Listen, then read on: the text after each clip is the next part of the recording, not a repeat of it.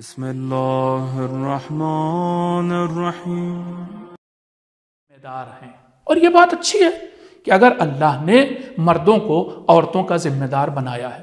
اب سوال یہ ہو جاتا ہے، اکثر فیمنسٹ لوگ یہ کہتی ہیں یا عورتیں کہ صاحب کیوں مردوں کو بھی عورتوں کا ذمہ دار بھی کیوں بنایا؟ ذمہ داری کی حد تک بھی نہیں ہونا چاہیے، سب برابر ہونے چاہیے۔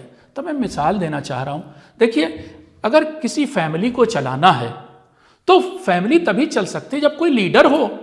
اچھا چھوڑ دیں تھوڑی دیر کے لیے فیملی کو، میں آپ سے سوال کرتا ہوں، یہ بتائیے کہ ایک کرکٹ کی ٹیم میں 11 یا 12 پلیئر جو ہوتے ہیں، ان میں سے ایک کو کیپٹن کیوں بنایا جاتا ہے؟ سب تو برابر ہیں بھائی، کیا ضرورت ہے ایک کو کیپٹن بنایا جائے؟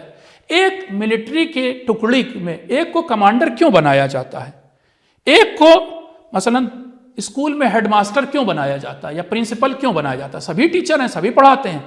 تو بات یہ ہے کہ یہ نظام دنیا کا چل نہیں سکتا جب تک کہ لیڈرشپ نہ ہو۔ ہر انسان جانے انجانے یہ بات مانتا ہے کہ ہمارے درمیان لیڈر ہونا چاہیے۔ پیغمبر اسلام صلی اللہ علیہ وآلہ وسلم کی ایک حدیث بھی ہے کہ جب تم میں سے 3 لوگ سفر کریں تو ایک کو لیڈر بناؤ۔ 2 تک نہیں کہا، 3 ہو جائیں تو ایک کو لیڈر بناؤ۔ یہ تو ہماری دنیا کی مثال ہے۔ کچھ نیچرل مثالیں بھی میں آپ کو دیتا ہوں۔ یہ بتائیے، تمام مکھیاں ہیں، شہد کی مکھیاں سب ایک جیسی ہوتی ہیں، ہم دیکھیں تو ہم شاید پہچان بھی نہ پائیں، لیکن ان میں سے بھی اللہ نے ایک مکھی کو رانی مکھی بنایا، یعنی ایک کو لیڈر بنایا ہے۔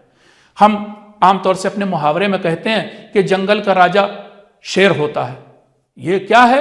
شیر ہے یعنی یہ پروٹیکٹر ہے، ایک طریقے سے اس جنگل کو بچائے ہوئے ہے۔